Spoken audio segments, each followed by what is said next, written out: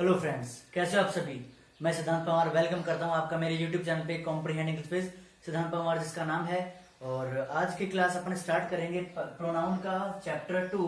Pronoun के part 2 में पिछले क्लास में हमने देखा था कि प्रोनाउन का डेफिनेशन क्या होता है, हम इसे यूज कहाँ कहाँ पे करते हैं, और इसके अलावा प्रोनाउन के कुछ कंडीशंस भी अपन ने देख ली थी जिनमें जैसे रिलेटिव प्रोनाउन होता है हु, विच और दैट। तो लास्ट क्लास में हमने देखा था कि दैट की स्पेशल कंडीशंस क्या क्या होती हैं और उसी से अपन आज स्टार्ट करने वाले हैं। तो दैट की कंडीशन में आज अपन देखेंगे, जैसे कि मान लो अपने पास में कोई भी टीएच वर्ड आया, ठीक है। टीएच वर्ड के बाद में अगर आपको मिलता है क्या ऑल, या फिर आपको क्या मिलेगा सेम, ठीक है।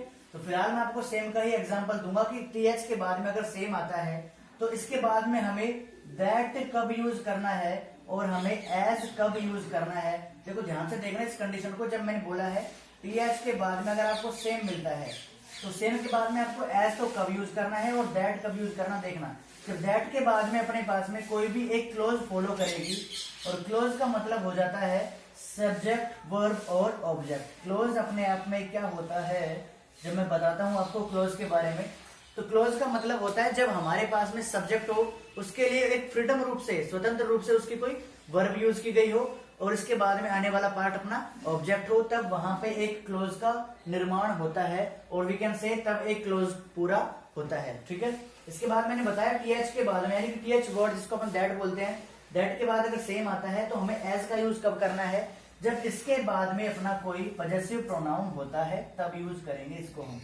तो ये आज की कंडीशन का थोड़ा सा मैंने आपको आइडिया दे दिया है। अब आप इन एग्जांपल्स के थ्रू थोड़ा अच्छे से समझ पाएंगे कि मैंने आपको क्या पढ़ाना चाहा है। देखना ध्यान से।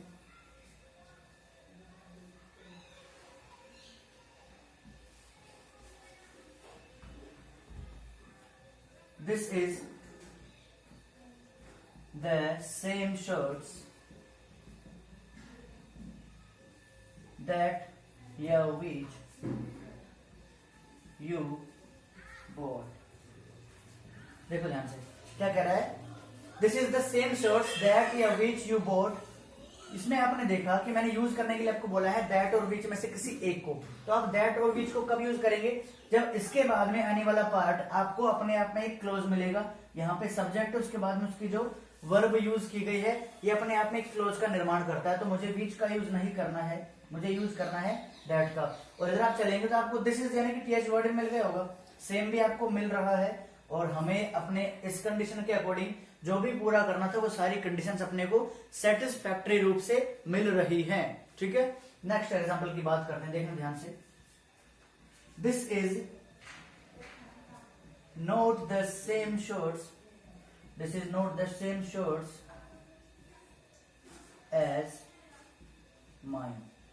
अब यहां पे आप देखेंगे कि मैंने एज को यूज करा है, टीएच के बाद में आपको मिला है, टीएच के बाद में एक सेम वर्ड भी दे रखा है, ठीक है। लेकिन एज के बाद में जो भी आपको मिल रहा है दैट इज पजेसिव प्रोनाउन। और जब हमें सेंटेंस में पजेसिव प्रोनाउन मिलता है और उसमें टीएच वाली कंडीशन भी हो या फिर दैट वाली कंडीशन, जैसे मैंने बोला है सेम है, ऑल है, एवरीथिंग है, समथिंग है, यानी कि जो भी मेरे पास में दैट की कंडीशन को फुलफिल करने वाले शब्द होते हैं, अगर वो आते हैं तब भी आपको एज का यूज करना है।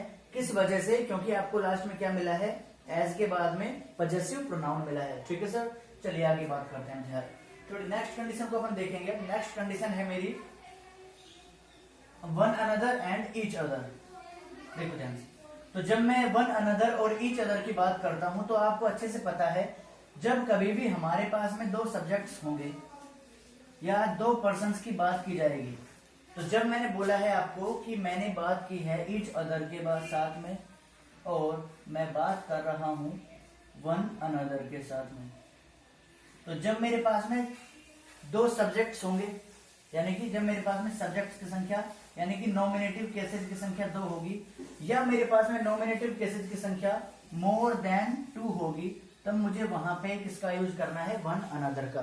इसके अलावा अगर मैं एक वर्ड और यहाँ पे लिखता हूं दैट इज वी, तो वी के साथ में भी हम ईच अदर का ही यूज करेंगे, और वी के बाद अगर एक वर्ड और आपको मिलता है दैट इज ऑल, तो वी ऑल के साथ में आपको वन अनदर को यूज करना है। कैसे, जरा एग्जांपल्स देखिएगा।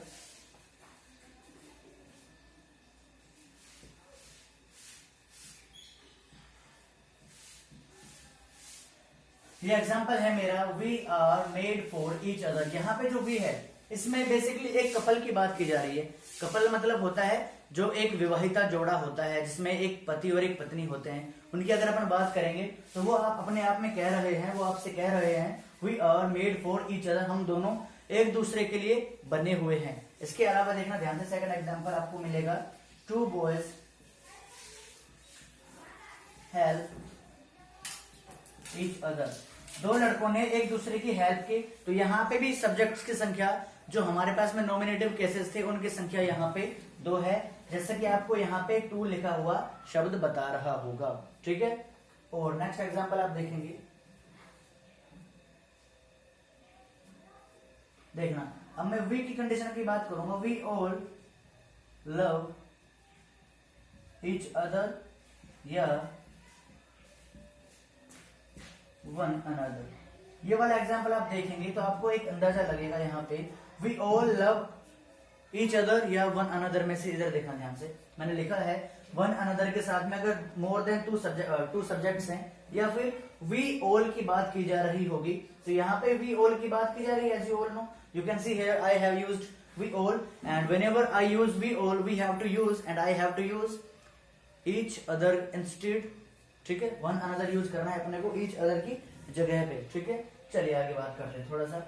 आई होप ये कंडीशन आपको अच्छे से समझ में आई होगी कि जब हमें ईच अदर का यूज करना है तो हमारे पास में नॉमिनेटिव केसेस या अपने पास में सब्जेक्ट की संख्या 2 होनी चाहिए, काम को करने वाले डूअर की संख्या 2 होनी चाहिए, लेकिन अगर 2 से ज्यादा होता है तो हमें किसका यूज करना है, वन अनदर का यूज करना है। ठीक है, चलिए आगे और बात करते हैं। नेक्स्ट कंडीशन है मेरी इट की। इट को अगर मैं यूज करता हूँ सेंटेंस में तो इट के वेरियस यूसेज क्या क्या होते हैं वो आपको यहाँ पे मैं समझाने वाला हूँ। इट को हम किस प्रकार से सेंटेंस में यूज कर सकते हैं। तो मैंने यहाँ पे लिखा है प्रोनाउन इट का यूज, देखा। चलिए बात करते हैं। अगर मैं इट के यूज की बात करता हूं तो आप बोलेंगे सर इट का पहला यूज तो हम टाइम को बताने के लिए कर सकते हैं, जैसे आपने कहा होगा इट इज 2 o'clock और it is 10 o'clock bye my watch, आप यूज कर सकते हो। इसके अलावा आप अगर बात करते हो सीजन का नाम बताने के लिए, यानी कि मौसम की बात बताने के लिए आप कर सकते हो, it is winter season, it is rainy season, it is summer season.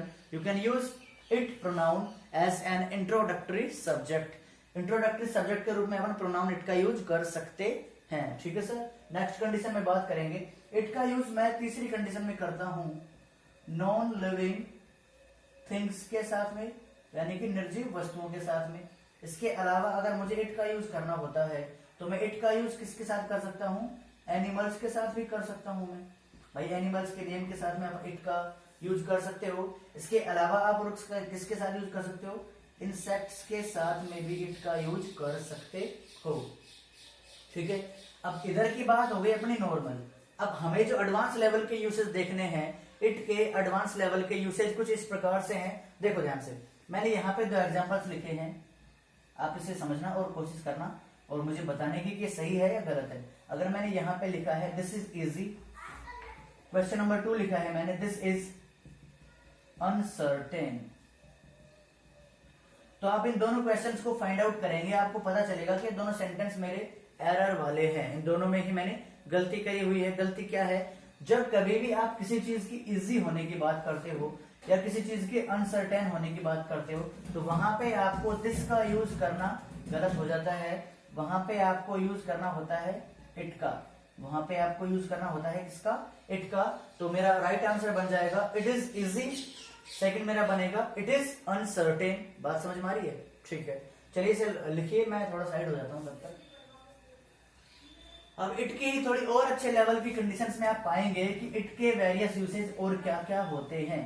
देखो, अगर मैं बात करता हूं इट की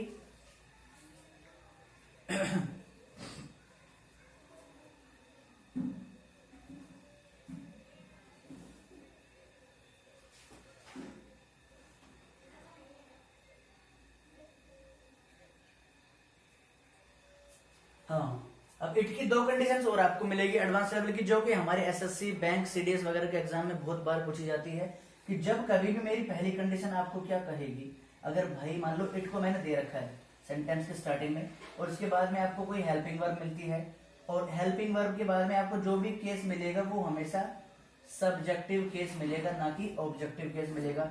इन एग्जांपल्स को आप समझेंगे और देखने के बाद में आपको पता चलेगा कि आज तक हम गलती करते आ रहे थे किस प्रकार से। देखो, अगर आपने कहीं पे देखा है इट इज मी, या देखा है इट्स मी, या फिर देखा है इट इज आई, तो इन तीनों ये एग्जांपल्स में आपको पता चलेगा कि जैसे इट के बाद में आपको हेल्पिंग वर्ब नजर आ रही होगी, इट के बाद में आपको हेल्पिंग वर्ब नजर आ रही होगी, इसमें भी हेल्पिंग वर्ब है, इसमें भी हेल्पिंग वर्ब है, लेकिन आने वाला जो केस इसके बाद में है वो सब्जेक्टिव केस होगा, जो कि यहाँ पे नहीं है, जो कि यहाँ पे नहीं है। And you can find out here, so it is I always correct होता है, not it's me, not it is me. तो हमें हमेशा क्या यूज करना है, जब कभी भी मेरे पास में कंडीशन बनती है इट के बाद में हेल्पिंग वर्ब की, उसके बाद में सब्जेक्टिव केस की, तो मेरा ये वाला पार्ट हमेशा क्या होगा, करेक्ट होगा। ठीक है, अब दूसरी कंडीशन क्या बनती है, इसको मैं रब कर देता हूं थोड़ा साइड होके। देखो, इसके बाद में दूसरी कंडीशन क्या बनती है, जब कभी भी आपको इट मिले और इट के बाद में आपको प्रेपोजिशन मिले, तब आप वहां पे ऑब्जेक्टिव केस का यूज कर सकते हो। क्या बताया मैंने, इट के बाद आपको प्रेपोजिशन मिले और प्रेपोजिशन के बाद में आपको ऑब्जेक्टिव केस मिले, तब वहां पे आप ऑब्जेक्टिव केस का यूज कर सकते हो। कैसे, मैंने कहा please give it to me. यहां पे आपने देखा है इट के बाद में अगर मैंने प्रेपोजिशन टू का यूज करा है तो इसके बाद में जो मैंने यूज करा है मी, वो करेक्ट हो जाएगा। तो ये थी मेरी इट की वेरियस कंडीशन, जो कि आपको किसी भी एग्जाम में देखने को मिल सकती हैं, या पहले भी कभी ऐसे क्वेश्चन पूछे गए होंगे। ठीक है, चलिए आगे बढ़ते हैं थोड़ा सा और।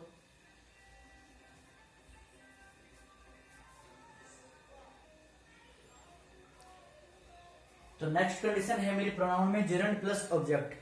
जिरंड मीन्स क्या होता है, जब आप बात करते हो वर्ब की आईएनजी फॉर्म की, तब आप उसे बोलते हो जिरंड। फॉर एग्जांपल आप समझेगा, इस एग्जांपल को देखेंगे आपको समझ में आएगा कि जिरंड होता क्या है। अगर मैंने सेंटेंस में लिखा है स्टार्टिंग में swimming is a good habit, अगर आप इस सेंटेंस की बात करोगे तो यहाँ पे जो स्विमिंग मैंने लिखा हुआ है इट इज जिरंड। ठीक है, अब इसके एग्जांपल्स आपको क्या मिलेंगे, एग्जाम में आपको क्या देखने को मिलता है, इससे रिलेटेड जब भी आपको क्वेश्चन मिलेगा तो आपको वहां पे जिरंड के बाद में ऑब्जेक्टिव केस का यूज करना है। जैसे मैंने कहा टॉकिंग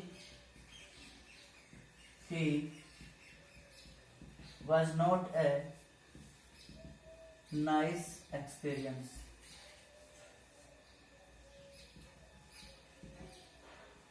आप इस सेंटेंस की बात करोगे तो talking he was not a nice experience, here you can C I have used gerund. अगर मैंने जिरंड को यूज करा है तो इसके बाद में आने वाला जो केस है वो हमेशा ऑब्जेक्टिव केस होना चाहिए, जो कि मैंने यहाँ पे नहीं किया है। मैंने यहाँ पे किया है सब्जेक्टिव केस ही। मुझे इसको क्या करना है, चेंज करना है किसके साथ में, हिम के साथ में। Talking him was not a nice experience. ठीक है, आगे बात करते हैं, देखो ध्यान से। तो जब कभी भी आप और अच्छी कंडीशंस की बात करोगे कि प्रेपोजिशन के बाद में ऑब्जेक्टिव केस आएगा या सब्जेक्टिव केस आएगा, देखो ध्यान से। अगर आप बात करते हो नेक्स्ट कंडीशन की, तो नेक्स्ट कंडीशन में मैंने लिखा है प्रेपोजिशन के साथ में आपको हमेशा ऑब्जेक्टिव केस को ही फॉलो करना है। ठीक है, क्या बताया मैंने, प्रेपोजिशन के बाद में आपको हमेशा ही ऑब्जेक्टिव केस को फॉलो करना होता है। कैसे करेंगे देखना, अगर मैंने एग्जांपल लिखा है this is a book for you and I. Question number 2, this is a book for she and him. तीसरा क्वेश्चन है this is a book for him and her. इन तीन एग्जांपल्स को आप देखेंगे, पहला है this is a book for you and I, question number 2 this is a book for she and him, question number 3 this is a book for him and हर। तो आपने देखा कि जब भी मैंने प्रेपोजिशन की बात की है, प्रेपोजिशन मैंने यहाँ पे क्या यूज करा है, फॉर। तो जब भी आपको फॉर मिलता है और उसके बाद में दो व्यक्तियों की बात की जा रही होगी, तो दोनों का ही केस हमेशा कैसा होगा, ऑब्जेक्टिव केस अपन फॉलो करेंगे, जो कि मेरा इस वाले एग्जांपल में फॉलो हो रहा है, इसमें नहीं हो रहा है, इसमें नहीं हो रहा है। ठीक है, आई होप आपको ये कंडीशन अच्छे से समझ में आई होगी। अगर आई है तो वीडियो को लाइक करें, चैनल को सब्सक्राइब करें और वीडियो को शेयर जरूर करें अपने दोस्तों के साथ में, अपने रिलेटिव्स के साथ में जो भी दिल्ली जयपुर जाकर के इस टाइम पढ़ाई नहीं कर सकते हैं, तो उनको दिल्ली जयपुर के जैसा ही माहौल यहाँ पे पढ़ाई का मिलेगा।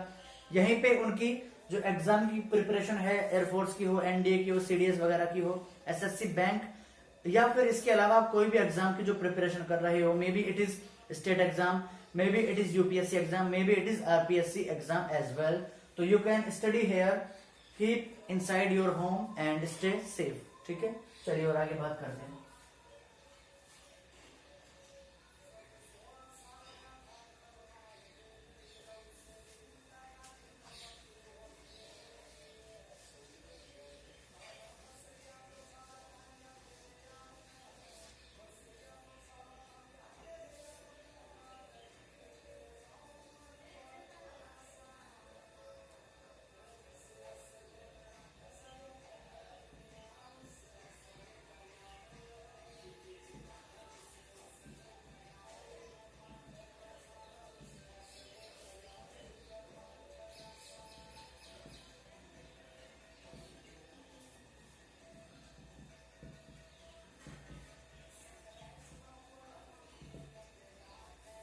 देखो, जब भी आप बात करते हो इस प्रकार के कुछ सेंटेंसेस के जिनमें आपको ट्रांजिटिव वर्ब का यूज करना पड़ता है, यानी कि अगर मैं पैटर्न को यहाँ पे समझाऊं तो अगर मैंने बोला है सब्जेक्ट के बाद में आपको ट्रांजिटिव वर्ब के बाद में अगर ऑब्जेक्ट मिलता है, ठीक है, ट्रांजिटिव वर्ब के बाद में आपको अगर ऑब्जेक्ट मिलता है, जो कि ट्रांजिटिव वर्ब क्या है मेरी इंट्रोड्यूस, जब आप इंट्रोड्यूस की बात करते हो तो इसके बाद में अगर आप ऑब्जेक्ट का यूज करते हो तो वो भी बिल्कुल करेक्ट रहेगा, और अगर आप रिफ्लेक्सिव प्रोनाउन का यूज करते हो तो वो भी बिल्कुल करेक्ट रहेगा। इसके अलावा अगर मैंने यहाँ पे लिखा होता आई इंट्रोड्यूस माई सेल्फ तो भी सही रहता, अगर मैंने यहाँ पे यूज करा है आई इंट्रोड्यूस्ड हिम तो वो भी करेक्ट रहेगा। दोनों ही कंडीशंस में आपका आंसर बिल्कुल करेक्ट रहेगा। तो आज की क्लास में इतना ही, मिलते हैं कल की क्लास में। आई होप आपको आज का सेशन बड़ा अच्छा लगा होगा। अगर अच्छा लगा है तो इस वीडियो को प्लीज अपने फ्रेंड्स तक जरूर पहुंचाओ जो कि बाहर जाकर के किसी कोचिंग की फीस को बियर नहीं कर पाते हैं। ठीक है, चलिए बाय।